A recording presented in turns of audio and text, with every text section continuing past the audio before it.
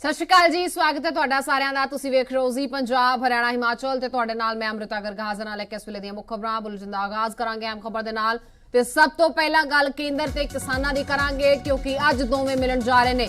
30 ਕਿਸਾਨ ਜਥੇਬੰਦੀਆਂ ਕੇਂਦਰ ਦੇ ਨਾਲ ਹੋਣ ਵਾਲੀ ਬੈਠਕ ਦੇ ਵਿੱਚ ਹਿੱਸਾ ਲੈਣਗੀਆਂ। ਚੰਡੀਗੜ੍ਹ ਦੇ ਵਿੱਚ ਬੀਤੇ ਰੋਜ਼ किसान जथेबंदियां ने मीटिंग की जिस तो बाद यह फैसला लिया गया।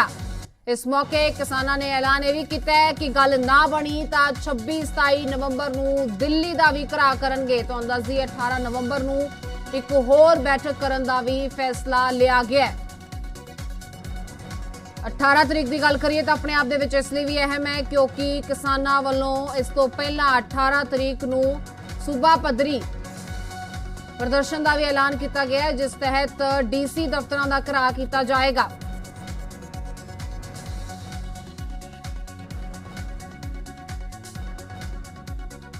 केंद्र सरकार दे नाल अज यह मीटिंग होने जा रही है। ਵੱਖ-ਵੱਖ किसान जथेबंदियां ने जिहड़े दिल्ली पहुंच चुकियां ने और उन्हां वल्लों जिहड़ी यह मीटिंग हुण तो थोड़ी देर बाद शुरू होवेगी और साफ तौर पर उन्हां दा यही कहना है कि अज दी इस मीटिंग दे विच वो अपनी जिहड़ी आवाज़ जिहड़ी हैगी है वो पुरजोर उत्थे केंद्र दे सामने रखणगे। ਸਾਡੇ ਨਾਲ ਭਾਰਤੀ ਕਿਸਾਨ ਯੂਨੀਅਨ ਕਾਦੀਆਂ ਦੇ ਪ੍ਰਧਾਨ ਹੈਗੇ ਨੇ ਹਰਮੀਤ ਸਿੰਘ ਕਾਦੀਆਂ ਜੀ, ਉਹਨਾਂ ਤੋਂ ਜਾਣਨ ਦੀ ਕੋਸ਼ਿਸ਼ ਕਰਦੇ। ਕਾਦੀਆਂ ਸਾਹਿਬ ਬਹੁਤ ਬਹੁਤ ਸਵਾਗਤ। ਤੇ ਅੱਜ ਦੀ ਜਿਹੜੀ ਇਹ ਮੀਟਿੰਗ ਹੈਗੀ ਹੈ ਕਾਫੀ ਅਹਿਮ ਮੰਨੀ ਜਾ ਰਹੀ ਹੈ। ਅੱਜ ਇਸ ਮੀਟਿੰਗ ਦੇ ਵਿੱਚ ਕਿਹੜੇ-ਕਿਹੜੇ ਮੁੱਦੇ ਵਿਚਾਰੇ ਜਾਣਗੇ? ਅੱਜ ਇਹ ਮੀਟਿੰਗ ਤੋਂ ਅਹਿਮਤ ਹੈ ਕਿਉਂਕਿ ਇਹ ਅਸੀਂ ਜਿਹੜੀ ਸ਼ਰਤਾਂ ਰੱਖੀਆਂ ਸੀ ਵੀ ਘੱਟੋ ਘੱਟ ਸਾਡੀ ਮਿਨਿਸਟਰ ਲੈਵਲ ਨਾਲ ਮੀਟਿੰਗ ਹੋਵੇ। ਜਿਹੜੇ ਲਾਅਸ ਬਣਾਉਂਦੇ ਨੇ ਵੀ ਉਹੀ ਲਾਅ ਵਾਪਸ ਕਰ ਸਕਦੇ ਨੇ। 3 ਜਿਹੜੇ ਕਾਨੂੰਨ ਇਹਨਾਂ ਨੇ ਬਣਾਏ ਸੀ ਜਿਹੜੇ ਫਾਰਮਰ ਦੇ ਹੱਕ 'ਚ ਦੱਸ ਰਹੇ ਨੇ ਤੇ ਆਮ ਆਵਾਮ ਤੇ ਜਥੇਬੰਦੀਆਂ ਇਹ ਕਹਿ ਰਹੀਆਂ ਨੇ ਵੀ ਇਹ ਸਾਡੇ ਉਲਟ ਨੇ, ਇਹਨੂੰ ਕਾਲਾ ਕਾਨੂੰਨ ਕੀਤੇ ਗਏ ਨੇ। ਤੇ 2 ਜਿਹੜੇ ਆਰਡੀਨੈਂਸ ਹੋਰ ਜਾਰੀ ਕੀਤੇ ਆ 2020 ਬਿਜਲੀ ਐਕਟ ਆ ਜਿਹੜਾ, ਤੇ ਇੱਕ ਜਿਹੜਾ ਪਰਾਲੀ ਦਾ ਐਕਟ ਨਵਾਂ ਇਹਨਾਂ ਨੇ ਆਰਡੀਨੈਂਸ ਨੂੰ ਜਾਰੀ ਕੀਤਾ। 1 ਕਰੋੜ ਰੁਪਇਆ ਜੁਰਮਾਨਾ ਤੇ 3 ਸਾਲ ਦੀ ਕੈਦ ਜਿਹੜਾ ਹਾਸੋਹੀਣ ਲੱਗ ਰਿਹਾ। ਪੰਜਾਬ ਦੇ ਕਿਸਾਨ ਤਾਂ ਵੈਸੇ ਹੀ 4-5 ਕਿੱਲੇ ਵਾਲਾ 15 ਲੱਖ ਦਾ ਵੀ ਕਿੱਲਾ ਲਾਈਏ ਤਾਂ ਉਹ 5 ਕਿੱਲੇ ਲਾ ਕੇ ਵੀ 75 ਲੱਖ ਦਾ ਬਣਦਾ, ਤੇ ਕਰੋੜ ਰੁਪਏ ਜੁਰਮਾਨਾ ਉਹ ਕਿੱਥੋਂ ਦੇ ਦੂਗਾ। ਇਹ ਹੱਕ ਜਿਹੜਾ ਗ੍ਰੀਨ ਟ੍ਰਿਬਿਊਨਲ ਨੇ ਪਹਿਲਾਂ ਕਾਨੂੰਨ ਬਣਾਏ ਸੀ ਉਹਦੇ 'ਚ ਲਿਖਿਆ ਗਿਆ ਸੀ ਵੀ 2.5 ਕਿੱਲੇ ਥੱਲੇ ਵਾਲੇ ਫ੍ਰੀ ਪਰਾਲੀ ਸੰਭਾਲੀ ਜਾਊਗੀ, ਉਸ ਤੋਂ ਉੱਪਰ ਵਾਲੇ ਨੂੰ ਕੁਝ ਹੋਰ ਮਦਦ ਦਿੱਤੀ ਜਾਊਗੀ, ਆਰਥਿਕ ਮਦਦ।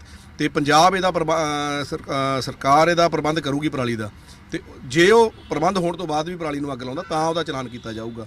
ਇਹ ਇੱਕ ਪਾਸਾ ਦੇਖ ਕੇ ਫੈਸਲੇ ਕੀਤੇ ਜਾ ਰਹੇ ਆ। ਦੂਜਾ ਪਾਸਾ ਜਿਹੜਾ ਸਰਕਾਰ ਦਾ ਸੀਗਾ, ਜਿਹੜੇ ਗ੍ਰੀਨ ਟ੍ਰਿਬਿਊਨਲ ਨੇ ਸਰਕਾਰ ਨੂੰ ਹਦਾਇਤਾਂ ਦਿੱਤੀਆਂ ਸੀ ਉਹ ਨਹੀਂ ਮੰਨੀਆਂ, ਤਾਂ ਅੱਜ ਕਿਸਾਨ ਆਪਣੀ ਮਜਬੂਰੀ ਨਾਲ ਅੱਗ ਲਾ ਰਿਹਾ।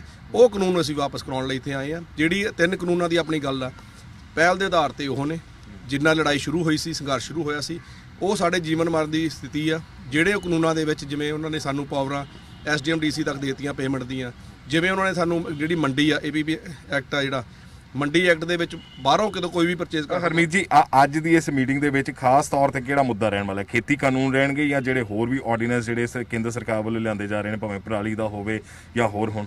ਪਹਿਲ ਦੇ ਆਧਾਰ ਤੇ 3 ਖੇਤੀ ਕਾਨੂੰਨ ਰਹਿਣਗੇ ਜੀ, 2 ਆਰਡੀਨੈਂਸ ਰਹਿਣਗੇ। 5 ਮੰਗਾਂ ਦੇ ਮੌਕਾ ਅੱਜ ਤੌਰ ਤੇ ਡਿਪਲੋਮੈਟਿਕ ਤਰੀਕੇ ਨਾਲ ਇਹਨਾਂ ਨਾਲ ਗੱਲ ਕੀਤੀ ਜਾਊਗੀ ਤੇ ਇੱਕ ਗੱਲ ਦਾ ਜਵਾਬ ਦੇਣ ਨੂੰ ਅਸੀਂ ਸਪੋਕਸਮੈਨ ਰੱਖੇ ਆ। 3 ਸਪੋਕਸਮੈਨ ਹੋਣਗੇ ਜਿਹੜੇ ਇੱਕ ਗੱਲ ਦਾ ਇਹਨਾਂ ਦਾ ਜਵਾਬ ਦੇਣਗੇ, ਇੱਕ ਲਾਈਨ ਦਾ। ਹਰਮੀਤ ਜੀ, ਅੱਜ ਦੀ ਮੀਟਿੰਗ ਤੋਂ ਤੁਹਾਨੂੰ ਕਿੰਨੀਆਂ ਉਮੀਦਾਂ ਹੈਗੀਆਂ? ਕਿਉਂਕਿ ਇਸ ਤੋਂ ਪਹਿਲਾਂ ਜਿਹੜੀ ਮੀਟਿੰਗ ਹੋਈ ਸੀ ਉਹ ਬੇਸਿੱਟਾ ਰਹੀ, ਭਾਵੇਂ ਉਹ ਮਾਲ ਗੱਡੀਆਂ ਨੂੰ ਚਲਾਉਣ ਦੀ ਹੈਗੀ ਸੀ, ਔਰ ਕੇਂਦਰ ਸਰਕਾਰ ਦਾ ਜਿਹੜਾ ਰਵੱਈਆ ਹੈਗਾ ਉਹ ਅਜੇ ਤੱਕ ਇਹੀ ਹੈ ਕਿ ਖੇਤੀ ਕਾਨੂੰਨ ਵਾਪਸ ਨਹੀਂ ਹੋਣਗੇ। ਕੇਂਦਰ ਸਰਕਾਰ ਨੇ ਜਿਹੜਾ ਰਵੱਈਆ ਅਪਣਾਇਆ ਹੋਇਆ ਉਹ ਬਹੁਤ ਘਾਤਕ ਆ। ਅਗਲੀ ਡੈਮੋਕ੍ਰੇਸੀ ਲਈ ਘਾਤਕ ਨੇ, ਪੰਜਾਬ ਹਰਿਆਣੇ ਦੀ ਸਥਿਤੀ ਲਈ ਘਾਤਕ ਹੈ ਤੇ ਬਾਕੀ ਕਿਸਾਨਾਂ ਦੀ ਸਥਿਤੀ ਵੀ ਘਾਤਕ ਹੈ। ਕਿਉਂਕਿ ਪੰਜਾਬ ਹਰਿਆਣੇ ਨੇ ਇਹ ਲੜਾਈ ਸ਼ੁਰੂ ਕੀਤੀ ਸੀਗੀ, ਅੱਜ ਰੇਲਾਂ ਰੋਕੀ ਜਾ ਰਹੀਆਂ ਨੇ, ਅੱਜ GST ਬੰਦ ਕੀਤੀ ਜਾ ਰਹੀ ਹੈ, ਅੱਜ ਰੂਰਲ ਡਿਵੈਲਪਮੈਂਟ ਬੰਦ ਕੀਤਾ ਜਾ ਰਿਹਾ, ਆਰਥਿਕ ਘੇਰਾਬੰਦੀ ਕੀਤੀ ਜਾ ਰਹੀ ਹੈ। ਇਹ ਗਲਤ ਗੱਲ ਸੀ। ਜੇ ਪਲੇਟਫਾਰਮ ਤੋਂ ਅਸੀਂ ਰੇਲਾਂ ਟਰੈਕ ਤੋਂ ਅਸੀਂ ਕਿਸਾਨ ਜਥੇਬੰਦੀਆਂ ਪਿੱਛੇ ਹਟੀਆਂ ਪਲੇਟਫਾਰਮ ਤੇ, ਤਾਂ ਵੀ ਇਹਨਾਂ ਟ੍ਰੇਨਾਂ ਨਾ ਚਲਾਈਆਂ। ਪਲੇਟਫਾਰਮ ਤੋਂ ਪਿੱਛੇ ਹਟ ਕੇ ਰੇਲਵੇ ਸਟੇਸ਼ਨ ਦੇ ਪਾਰਕਾਂ 'ਚ ਆ ਗਏ ਆ। ਅੰਦੋਲਨ ਬੰਦ ਨਹੀਂ ਕੀਤਾ ਪਰ ਟਰੈਕ ਵਿਹਲੇ ਨੇ, ਤਾਂ ਵੀ ਸਰਕਾਰ ਨੇ ਇੱਕ ਸਟੈਪ ਵੀ ਅੱਗੇ ਆ ਕੇ ਟ੍ਰੇਨਾਂ ਨਾ ਚਲਾਉਣਾ, ਇਹ ਉਹਨਾਂ ਦਾ ਜਿੱਦੀ ਵਤੀਰਾ ਜਿਹੜਾ ਨਜ਼ਰ ਆ ਰਿਹਾ। ਅਸੀਂ ਪੰਜਾਬ ਦੇ ਆਵਾਮ ਨੂੰ, ਵਪਾਰੀਆਂ ਨੂੰ ਇਹ ਚਿਤਾਉਣ 'ਚ ਸਫਲ ਹੋ ਗਏ ਵੀ ਆਪਣਾ ਕੇਂਦਰ ਧੱਕਾ ਕਰ ਰਿਹਾ, ਨਾ ਕਿ ਕਿਸਾਨ ਜਥੇਬੰਦੀਆਂ। Divide and rule the policy ਕਰ ਰਹੇ ਸੀਗੇ, ਉਹ ਇਹਨਾਂ ਦੀ ਨਹੀਂ ਚੱਲ ਰਹੀ। ਹੁਣ ਜਿਹੜੀ ਅੱਜ ਗੱਲ ਕੀਤੀ ਜਾਊਗੀ ਉਹ ਇੱਕ ਲਾਈਨ ਦਾ ਜਿਹੜਾ ਜਵਾਬ ਦਿੱਤਾ ਜਾਊਗਾ ਵੀ ਜਿਹੜੀਆਂ ਤੁਸੀਂ ਰੂਲ ਬਣਾਏ ਨੇ ਇਹ ਕਿਸਾਨ ਹਿੱਤੀ ਨਹੀਂ ਹੈ, ਬਾਜ਼ਾਰ ਹੇਤੂ ਵੀ ਹੈ ਨਹੀਂ। ਸਾਰੇ ਬਾਜ਼ਾਰ ਨੂੰ ਡਿਸਟਰਬ ਕਰਨਗੇ। ਇਹ ਗਰੀਬ ਬੰਦਿਆਂ ਨੂੰ ਜਿਹੜਾ ਤੁਸੀਂ ਅੰਨ ਵੰਡ ਰਹੇ ਹੋ ਇਹ ਉਹ ਵੀ ਨਹੀਂ ਵੰਡਿਆ ਜਾਣਾ ਜੀ ਪ੍ਰਾਈਵੇਟ ਹੱਥਾਂ ਦੇ ਵਿੱਚ। ਹਰਮੀਤ ਜੀ, ਕੁਛ ਇੱਕ ਕਿਸਾਨ ਜਥੇਬੰਦੀਆਂ ਅੱਜ ਇਸ ਮੀਟਿੰਗ ਦੇ ਵਿੱਚ ਸ਼ਾਮਲ ਵੀ ਨਹੀਂ ਹੋ ਰਹੀਆਂ ਔਰ ਕਿਹਾ ਜਾ ਰਿਹਾ ਕਿ ਉਹਨਾਂ ਨੂੰ ਇਹ ਉਮੀਦ ਨਹੀਂ ਹੈਗੀ ਕਿ ਇਸ ਮੀਟਿੰਗ ਦੇ ਵਿੱਚ ਕੁਝ ਨਿਕਲੇਗਾ। ਮੇਰੇ ਖਿਆਲ ਨਾਲ ਇੱਕ ਜਥੇਬੰਦੀ ਹੈ ਜੀ ਪੰਨੂ ਸਾਹਿਬ ਦੀ, ਬਸ ਉਹੀ ਨਹੀਂ ਸ਼ਾਮਲ ਹੋ ਰਹੀ। ਗਰਾਹਾਂ ਸਾਹਿਬ ਵੀ ਸ਼ਾਮਲ ਹੋ ਰਹੇ, ਅੱਧੇ ਘੰਟੇ ਤੱਕ ਆ ਰਹੇ ਨੇ, ਉਹਨਾਂ ਨਾਲ ਗੱਲਬਾਤ ਹੋ ਗਈ ਹੈ। ਸਾਂਝ ਦੇ ਤੌਰ ਤੇ ਅਸੀਂ ਇੱਕ ਮੰਚ ਬਣਾ ਕੇ ਸਰਕਾਰ ਨਾਲ ਗੱਲ ਕਰਾਂਗੇ। ਉਮੀਦ ਇਹ ਜਤਾਈ ਜਾ ਰਹੀ ਹੈ ਕਿ ਇਸ ਮੀਟਿੰਗ ਦਾ ਜਿਹੜਾ ਅੱਜ ਇਹ ਮੀਟਿੰਗ ਸੱਦੀ ਗਈ ਕਿ ਕੋਈ ਹੱਲ ਨਿਕਲੇਗਾ, ਪਰ ਜੇਕਰ ਕੋਈ ਹੱਲ ਨਹੀਂ ਨਿਕਲਦਾ ਤਾਂ ਅਗਲੀ ਰਣਨੀਤੀ ਕੀ ਹੋਵੇਗੀ? ਅੱਜ ਦੀ ਮੀਟਿੰਗ ਦਾ ਜਿਹੜਾ ਵੀ ਫੈਸਲਾ ਹੋਊਗਾ ਉਹ 18 ਤਰੀਕ ਨੂੰ ਕਿਸਾਨ ਭਵਨ ਵਿਖੇ ਅਸੀਂ ਮੀਟਿੰਗ ਰੱਖੀ ਹੈ, ਉਹਦੇ 'ਚ ਉਹ ਦੁਆਰਾ ਰਿਪੀਟ ਕੀਤਾ ਜਾਊਗਾ। ਜਿਹੜੇ 26 27 ਦਾ ਸਾਡਾ ਦਿੱਲੀ ਦਾ ਘਰਾਓ ਰੱਖਿਆ ਹੋਇਆ, 26 27 ਦੋ ਤਰੀਕਾਂ ਤਾਂ ਲਿਖੀਆਂ, ਕੋਈ ਜ਼ਿਲ੍ਹਾ ਦੂਰ ਆ ਕੋਈ ਨੇੜੇ ਆ। 26 27 ਤੋਂ ਬਾਅਦ ਅਣਮਿੱਥੇ ਸਮੇਂ ਲਈ ਅਸੀਂ ਦਿੱਲੀ ਦਾ ਘਰਾਓ ਕਰਕੇ ਪੱਕਾ ਬੈਠ ਜਾਾਂਗੇ ਜਦ ਤੱਕ ਇਹ ਕਾਨੂੰਨ ਵਾਪਸ ਨਹੀਂ ਦਿੱਤੇ ਜਾਂਦੇ। ਠੀਕ ਹੈ ਹਰਮੀਤ ਜੀ, ਬਹੁਤ ਬਹੁਤ ਸ਼ੁਕਰੀਆ ਜੀ ਪੰਜਾਬ ਹਰਿਆਣਾ ਹਿਮਾਚਲ ਦੇ ਨਾਲ ਗੱਲਬਾਤ ਕਰਨ ਦੇ ਲਈ। ਸੋ ਹਰਮੀਤ ਸਿੰਘ ਕਾਦੀਆਂ ਜਿਹੜੇ ਭਾਰਤੀ ਕਿਸਾਨ ਯੂਨੀਅਨ ਕਾਦੀਆਂ ਦੇ ਪ੍ਰਧਾਨ ਨੇ, ਉਹਨਾਂ ਵੱਲੋਂ ਸਾਫ਼ ਤੌਰ ਤੇ ਇਹ ਕਿਹਾ ਜਾ ਰਿਹਾ ਕਿ ਉਹਨਾਂ ਨੂੰ ਹਾਲਾਂਕਿ ਉਮੀਦ ਹੈਗੀ ਹੈ ਕਿ ਅੱਜ ਇਸ ਮੀਟਿੰਗ ਦੇ ਵਿੱਚ ਕੋਈ ਹੱਲ ਨਿਕਲੇਗਾ, ਪਰ ਜੇਕਰ ਕੋਈ ਹੱਲ ਨਹੀਂ ਨਿਕਲਦਾ ਤਾਂ 18 ਤਰੀਕ ਨੂੰ ਜਿਹੜੀ ਮੀਟਿੰਗ ਰੱਖੀ ਗਈ ਹੈ ਉਸ ਦੇ ਵਿੱਚ ਰਣਨੀਤੀ ਤਿਆਰ ਕੀਤੀ ਜਾਵੇਗੀ ਅੱਗੇ ਕਿਸ ਤਰੀਕੇ ਦੇ ਨਾਲ ਕੇਂਦਰ ਤੇ ਜਿਹੜਾ ਦਬਾਅ ਪਾਣਾ ਹੈ। ਵੀਡੀਓ ਜਰਨਲਿਸਟ ਪ੍ਰਦੀਪ ਦੇ ਨਾਲ ਵਾਸੂ ਮਨਚੰਦਾ, ਦਿੱਲੀ। ਸੋ ਇਹ ਤਾਂ ਮੀਟਿੰਗ ਤੋਂ ਪਹਿਲਾਂ ਦੀ ਗੱਲਬਾਤ ਹੈ। ਮੀਟਿੰਗ ਵੀ ਕੁਝ ਹੀ ਸਮੇਂ ਦੇ ਵਿੱਚ ਸ਼ੁਰੂ ਹੋਣ ਵਾਲੀ ਹੈ। ਤਾਜ਼ਾ ਅਪਡੇਟਸ ਲੈ ਲੈਂਦੇ ਹਾਂ। ਸਾਡੇ ਸਹਿਯੋਗੀ ਵਾਸੂ ਮਨਚੰਦਾ ਸਾਡੇ ਨਾਲ ਜੁੜ ਚੁੱਕੇ ਨੇ। ਵਾਸੂ, ਕੀ ਤਮਾਮ ਅਪਡੇਟਸ ਇਸ ਵੇਲੇ ਮਿਲ ਪਾ ਰਹੇ ਨੇ? ਕਿਉਂਕਿ ਕਿਹਾ ਜਾਂਦਾ ਹੈ ਕਿ ਦੁੱਧ ਦਾ ਜਲਿਆ ਛਾਛ ਵੀ ਫੂਕ ਫੂਕ ਕੇ ਪੀਂਦਾ ਹੈ, ਤੇ ਅੱਜ ਤੀਜਾ ਮੌਕਾ ਕਿਸਾਨਾਂ ਕੋਲੇ ਵੀ ਕੇਂਦਰ ਕੋਲੇ ਵੀ ਇੱਕ ਦੂਜੇ ਦੀ ਗੱਲ ਸੁਣਨ ਦਾ, ਇੱਕ ਦੂਜੇ ਨੂੰ ਸਮਝਾਉਣ ਦਾ। ਕੀ ਇਹ ਟੀਚਾ ਜੋ ਮਿੱਥਿਆ ਗਿਆ ਉਹ ਪੂਰਾ ਕਰ ਪਾਉਣਗੀਆਂ ਕਿਸਾਨ ਜਥੇਬੰਦੀਆਂ? ਅੰਮ੍ਰਿਤਾ, ਅੱਜ ਦੀ ਜਿਹੜੀ ਇਹ ਮੀਟਿੰਗ ਰੱਖੀ ਗਈ ਹੈ, ਜਿਹੜੀ ਹੁਣ ਤੋਂ ਥੋੜੀ ਦੇਰ ਬਾਅਦ 11 ਵਜੇ ਦੇ ਕਰੀਬ ਇਹ ਮੀਟਿੰਗ ਸ਼ੁਰੂ ਹੋਵੇਗੀ ਔਰ ਇਸ ਦੇ ਵਿੱਚ ਜਿਵੇਂ ਕਿਸਾਨ ਆਗੂਆਂ ਦਾ ਸਾਫ਼ ਤੌਰ ਤੇ ਕਹਿਣਾ ਹੈ ਕਿ ਖੇਤੀ ਕਾਨੂੰਨਾਂ ਤੋਂ ਇਲਾਵਾ ਹੋਰ ਵੀ ਜਿਹੜੇ ਆਰਡੀਨੈਂਸ ਲਿਆਂਦੇ ਗਏ ਨੇ, ਭਾਵੇਂ ਉਹ ਪਰਾਲੀ ਨੂੰ ਲੈ ਕੇ ਹੋਵੇ ਜਾਂ ਜਿਹੜੇ ਹੋਰ ਬਿਜਲੀ ਸੋਧ ਬਿੱਲ ਹੈਗਾ 2020, ਉਸ ਨੂੰ ਲੈ ਕੇ ਵੀ ਅੱਜ ਜਿਹੜੀ ਇਹ ਮੰਗ ਜਿਹੜੀ ਹੈਗੀ ਕੇਂਦਰੀ ਮੰਤਰੀਆਂ ਦੇ ਸਾਹਮਣੇ ਰੱਖੀ ਜਾਵੇਗੀ। ਔਰ ਸਾਫ਼ ਤੌਰ ਤੇ ਉਹਨਾਂ ਦਾ ਇਹੀ ਕਹਿਣਾ ਹੈ ਕਿ ਅੱਜ ਦੀ ਮੀਟਿੰਗ ਦੇ ਵਿੱਚ ਜਿਹੜੇ ਮੁੱਦਿਆਂ ਨੂੰ, ਜਿਹੜੇ ਖਾਸ ਤੌਰ ਤੇ ਜਿਹੜੇ ਖੇਤੀ ਕਾਨੂੰਨ ਹੈਗੇ ਨੇ, ਉਹਨਾਂ ਨੂੰ ਪੁਰਜ਼ੋਰ ਤਰੀਕੇ ਦੇ ਨਾਲ ਜਿਹੜਾ ਕੇਂਦਰ ਦੇ ਸਾਹਮਣੇ ਰੱਖਿਆ ਜਾਵੇਗਾ ਤਾਂ ਕਿ ਇਹਨਾਂ ਦਾ ਜਿਹੜਾ ਹੱਲ ਕੱਢਿਆ ਜਾ ਸਕੇ। ਔਰ ਇਸ ਦਾ ਇੱਕੋ ਹੀ ਹੱਲ ਹੈ ਕਿ ਜਿਹੜੇ ਇਹਨਾਂ ਨੂੰ ਵਾਪਸ ਲਿਆ ਜਾਵੇ। ਇਹ ਜਿਹੜੇ ਖੇਤੀ ਕਾਨੂੰਨ ਹੈਗੇ ਨੇ, ਕਿਸਾਨ ਮਾਰੂ ਜਿਹੜੇ ਕਾਨੂੰਨ ਹੈਗੇ ਨੇ, ਇਹਨਾਂ ਨੂੰ ਵਾਪਸ ਲਿਆ ਜਾਵੇ।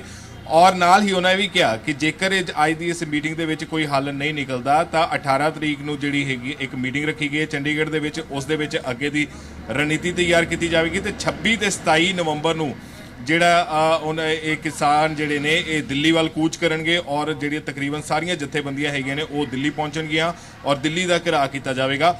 ਔਰ ਅੱਜ ਦੀ ਮੀਟਿੰਗ ਅੰਮ੍ਰਿਤਾ ਖਾਸ ਤੌਰ ਤੇ ਦੋ ਗੱਲਾਂ ਅਹਿਮ ਹੈਗੀਆਂ ਨੇ ਕਿ ਕੇਂਦਰ ਸਰਕਾਰ ਵੱਲੋਂ ਇਹਨਾਂ ਕਿਸਾਨਾਂ ਨੂੰ ਮਨਾਉਣ ਦੇ ਲਈ ਕਿਸ ਤਰੀਕੇ ਦੀ ਰਣਨੀਤੀ ਅਪਣਾਈ ਜਾਂਦੀ ਹੈ। ਜੇਕਰ ਕਿਉਂਕਿ ਅਜੇ ਤੱਕ ਜਿਹੜੀ ਖਬਰ ਨਿਕਲ ਕੇ ਸਾਹਮਣੇ ਆ ਰਹੀ ਹੈ ਕਿ ਕੇਂਦਰ ਦਾ ਜਿਹੜਾ ਰਵੱਈਆ ਹੈਗਾ ਉਹ ਅਜੇ ਵੀ ਉਹੀ ਹੈਗਾ ਕਿ ਖੇਤੀ ਕਾਨੂੰਨ ਜਿਹੜੇ ਨੇ ਉਹ ਵਾਪਸ ਨਹੀਂ ਲਏ ਜਾਣਗੇ। ਸੋ ਉਹ ਕਿਸਾਨਾਂ ਨੂੰ ਕਿਸ ਤਰੀਕੇ ਦੇ ਨਾਲ ਮਨਾਉਣ ਦੇ ਵਿੱਚ ਜਿਹੜੀ ਸਫਲ ਹੋ ਪਾਉਂਦੇ ਨੇ। ਤੇ ਦੂਸਰਾ, ਜੇਕਰ ਇਸ ਮੀਟਿੰਗ ਦਾ ਕੋਈ ਹੱਲ ਨਹੀਂ ਨਿਕਲਦਾ ਤਾਂ ਕਿਸਾਨਾਂ ਦੀ ਅਗਲੇ ਜਿਹੜੀ ਰਣਨੀਤੀ ਹੈਗੀ ਆ ਉਹ ਕਿਸ ਤਰੀਕੇ ਦੇ ਨਾਲ ਰਹੇਗੀ, ਕਿਉਂਕਿ ਬਾਰ-ਬਾਰ ਇਹੀ ਇਸ ਤੋਂ ਪਹਿਲਾਂ ਵੀ ਮੀਟਿੰਗਸ ਹੋ ਚੁੱਕੀਆਂ ਨੇ, ਭਾਵੇਂ ਉਹ ਮਾਲ ਗੱਡੀਆਂ ਨੂੰ ਲੈ ਕੇ ਸੀਗੀ ਜਾਂ ਫਿਰ ਖੇਤੀ ਕਾਨੂੰਨਾਂ ਨੂੰ ਲੈ ਕੇ, ਪਰ ਉਸ ਦਾ ਵੀ ਕੋਈ ਹੱਲ ਨਹੀਂ ਨਿਕਲਿਆ। ਸੋ ਅੱਜ ਦੀ ਮੀਟਿੰਗ ਵੀ ਇਹ ਕਾਫੀ ਅਹਿਮ ਮੰਨੀ ਜਾ ਰਹੀ ਹੈ। ਅੰਮ੍ਰਿਤਾ ਜੀ, ਵਾਸੂ, ਇੱਥੇ 27 ਤੇ 26 ਤਰੀਕ ਦਾ ਜੋ ਪ੍ਰੋਗਰਾਮ ਉਲੀਕਿਆ ਗਿਆ ਕਿਸਾਨਾਂ ਵੱਲੋਂ, ਤੇ ਕਿਤੇ ਨਾ ਕਿਤੇ ਉਸ ਦਾ ਡਰ ਵੀ ਕਹੀਏ ਕੇਂਦਰ ਨੂੰ, ਕਿਉਂਕਿ ਜਿਸ ਤਰ੍ਹਾਂ ਕਿਸਾਨ ਜਥੇਬੰਦੀਆਂ ਦਾ ਇੱਕ ਵਰਜਨ ਵੀ ਸਾਹਮਣੇ ਆਇਆ ਸੀ ਕਿ ਕਿਤੇ ਨਾ ਕਿਤੇ ਇਹ तमाम ਜੋ ਘਟਨਾਕ੍ਰਮ ਵਾਪਰਿਆ 26-27 ਤਰੀਕ ਨੂੰ ਇੱਕ ਲੈ ਕੇ ਡਰ ਵੀ ਹੋਏਗਾ ਕੇਂਦਰ ਦੇ ਦਿਮਾਗ ਦੇ ਵਿੱਚ, ਜਿਸ ਦੇ ਚੱਲਦਿਆਂ ਹੀ ਅੱਜ ਦੀ ਇਹ ਮੀਟਿੰਗ ਸੱਦੀ ਗਈ ਹੈ। ਤੇ ਇੱਕ ਕੋਸ਼ਿਸ਼ ਇਸ ਨੂੰ ਮੰਨੀ ਹੈ ਕਿ ਕੇਂਦਰ ਵੀ ਇਹ ਮਸਲਾ ਸੁਲਝਾ ਲੈਣਾ ਚਾਹੁੰਦਾ, ਕਿਉਂਕਿ ਕਿਤੇ ਨਾ ਕਿਤੇ ਭਾਜਪਾ ਦਾ ਵੋਟ ਬੈਂਕ ਵੀ ਇਸ ਦੇ ਨਾਲ ਪੰਜਾਬ ਦੇ ਵਿੱਚ ਪ੍ਰਭਾਵਿਤ ਹੋਏਗਾ। ਬਿਲਕੁਲ, ਵੋਟ ਬੈਂਕ ਦੀ ਜੇਕਰ ਗੱਲ ਕੀਤੀ ਜਾਵੇ ਤਾਂ 70% ਜਿਹੜਾ ਪੰਜਾਬ ਦੇ ਵਿੱਚ ਵੋਟ ਬੈਂਕ ਹੈਗਾ ਉਹ ਕਿਸਾਨਾਂ ਦਾ ਹੈਗਾ। ਔਰ ਜੇਕਰ ਗੱਲ ਕੀਤੀ ਜਾਵੇ ਤਾਂ ਕਿਉਂਕਿ ਵੋਟ ਬੈਂਕ ਦੀ 2022 ਦੀਆਂ ਚੋਣਾਂ ਹੈਗੀਆਂ ਨੇ ਉਹਨਾਂ ਨੂੰ ਲੈ ਕੇ ਵੀ ਕਾਫੀ ਅਹਿਮ ਮੰਨਿਆ ਜਾ ਰਿਹਾ ਹੈ, ਕਿਉਂਕਿ ਬੀਜੇਪੀ ਪਹਿਲਾਂ ਹੀ ਕਹਿ ਚੁੱਕੀ ਹੈ ਕਿ ਉਹ 117 ਦੀ 117 ਸੀਟਾਂ ਤੇ ਜਿਹੜੀ ਹੈ ਚੋਣ ਲੜੇਗੀ 2022 ਦੀਆਂ।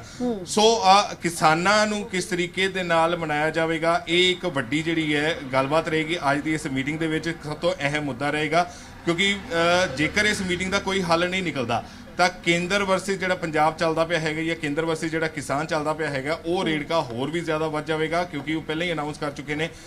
ਸਾਡੇ ਨਾਲ ਕੁਝ ਕਿਸਾਨ ਆਗੂ ਵੀ ਮੌਜੂਦ ਹੈਗੇ ਨੇ, ਉਹਨਾਂ ਤੋਂ ਜਾਣਨ ਦੀ ਕੋਸ਼ਿਸ਼ ਕਰਦੇ ਹਾਂ।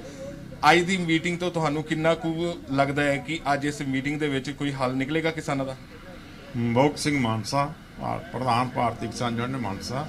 आज की जो हमारी मीटिंग हो रही है इसमें कोई बहुत आशाजनक जड़ा है रिजल्ट नहीं निकलेगा, क्योंकि ये पहली मीटिंग है हमारी गवर्नमेंट के अथॉरिटीज़ के साथ।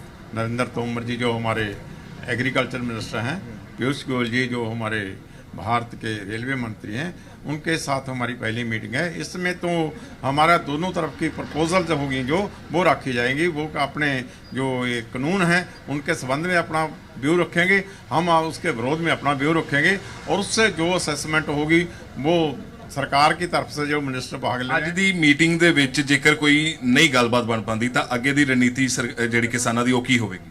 हाँ जी, आज सानू ये पक्का यकीन है कि अज कोई फाइनल जोड़ा है डिसीजन नहीं होएगा। वो तो दोनों तरफ की प्रपोजल के आधार पर आगे बात के लिए ग्राउंड तैयार होगा। इसलिए हमारे आगे वाली जो रणनीति है वो 26 को हम दिल्ली को घेरने के लिए आ रहे हैं। हमारी पूरी तैयारी है। हम ट्रैक्टर ट्रालियों के लेकर जहाँ आएंगे, फुल अपना राशन पानी भी लेकर आएंगे और लाखों की गिनती में किसान भी पंजाब से लेकर आकर दिल्ली की ओर मार्च करेंगे। ਜਿਵੇਂ ਕੇਂਦਰ ਵੱਲੋਂ ਅਜੇ ਤੱਕ ਮਾਲ ਗੱਡੀਆਂ ਨਹੀਂ ਚਲਾਈਆਂ ਗਈਆਂ ਔਰ ਤੁਹਾਡੀ ਕੁਝ ਜਥੇਬੰਦੀਆਂ ਵੱਲੋਂ ਇਹ ਵੀ ਕਿਹਾ ਜਾ ਰਿਹਾ ਸੀ ਕਿ ਪਹਿਲਾਂ ਮਾਲ ਗੱਡੀਆਂ ਚੱਲਣ ਫਿਰ ਉਸ ਤੋਂ ਬਾਅਦ ਮੀਟਿੰਗ ਦੇ ਵਿੱਚ ਆਣਗੀਆਂ, ਕੁਝ ਇੱਕ ਜਥੇਬੰਦੀਆਂ ਅੱਜ ਪਹੁੰਚ ਵੀ ਨਹੀਂ ਰਹੀਆਂ। ਦੇਖੋ, ਜਿਹੜਾ ਮਾਲ ਗੱਡੀਆਂ ਦੀ ਪ੍ਰੋਬਲਮ ਹੈਗੀ ਹੈ ਉਸ ਵਾਸਤੇ ਅਸੀਂ ਆਪਣੇ ਪੰਜਾਬ ਦੇ ਲੋਕਾਂ ਦੀ, ਦੇਸ਼ ਦੇ ਲੋਕਾਂ ਦੀ, ਕਾਰਖਾਨੇਦਾਰਾਂ ਦੀ, ਵਪਾਰੀਆਂ ਦੀਆਂ ਸਮੱਸਿਆ ਨੂੰ ਦੇਖਦੇ ਹੋਏ ਉਹ 22 ਤਰੀਕ ਤੋਂ ਗੁਰਦ ਰੇਲ ਚਲਾਉਣ ਦੀ ਇਜਾਜ਼ਤ ਦੇ ਦਿੱਤੀ ਸੀ। ਪਰ ਉਸ ਤੋਂ ਬਾਅਦ ਜਿਹੜਾ ਹੈਗਾ ਕੇਂਦਰ ਦੀ ਸਰਕਾਰ, ਰੇਲਵੇ ਡਿਪਾਰਟਮੈਂਟ ਵੱਲੋਂ ਰੇਲਾਂ ਨਹੀਂ ਚਲਾਈਆਂ ਗਈਆਂ। ਸਾਨੂੰ ਨਹੀਂ ਪਤਾ ਇਸ ਗੱਲ ਦਾ ਵੀ ਕਿਉਂ ਨਹੀਂ ਚਲਾਈਆਂ ਗਈਆਂ। ਅਸੀਂ ਸਮਝਦੇ ਹਾਂ ਕਿ ਜਿਹੜਾ ਕੇਂਦਰ ਦੀ ਸਰਕਾਰ ਹੈ ਪੰਜਾਬ ਨੂੰ ਜਿਹੜਾ ਆਰਥਿਕ ਨੁਕਸਾਨ ਪੰਜਾਬ ਨੂੰ ਝੱਲਣਾ ਪੈ ਰਿਹਾ ਉਸ ਦੇ ਲਈ ਕੌਣ ਜ਼ਿੰਮੇਵਾਰ ਸਮਝਦੇ ਹੋ? ਅਸੀਂ ਉਸ ਦੇ ਲਈ ਜ਼ਿੰਮੇਵਾਰ ਸਮਝਦੇ ਹਾਂ ਕਿ ਜਿਹੜਾ ਰੇਲ ਵਿਭਾਗ ਜਾਂ ਮਤਲਬ ਮੋਦੀ ਸਰਕਾਰ ਹੈਗੀ ਹੈ, ਕਿਉਂਕਿ ਅਸੀਂ ਤੋਂ 22 ਤਰੀਕ ਤੋਂ ਰੇਲਾਂ ਚਲਾਉਣ ਦੀ ਪਰਮਿਸ਼ਨ ਦੇ ਦਿੱਤੀ ਸੀ।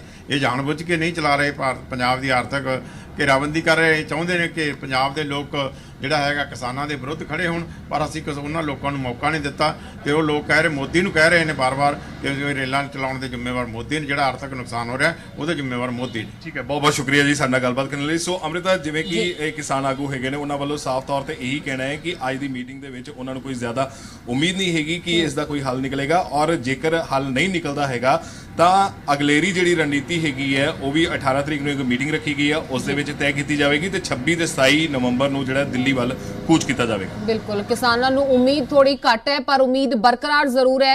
ਉਮੀਦਾਂ ਪੰਜਾਬ ਦੀਆਂ ਵੀ ਇਸ ਮੀਟਿੰਗ ਤੋਂ ਬਰਕਰਾਰ ਨੇ। ਬਹੁਤ ਸ਼ੁਕਰੀਆ ਵਾਸੂ ਇਸ तमाम ਜਾਣਕਾਰੀ ਦੇ ਲਈ। ਅਪਡੇਟਸ ਲਈ ਤੁਹਾਡਾ ਰੁਕ ਕਰਾਂਗੇ। ਫਿਲਹਾਲ ਧੰਨਵਾਦ। ਇੱਥੇ ਇੱਕ ਛੋਟੇ ਜਿਹੇ ਬ੍ਰੇਕ ਦੇ ਲਈ ਰੁਕ ਰਹੇ ਹਾਂ, ਫੌਰਨ ਹਾਜ਼ਰ ਹੋਵਾਂਗੇ।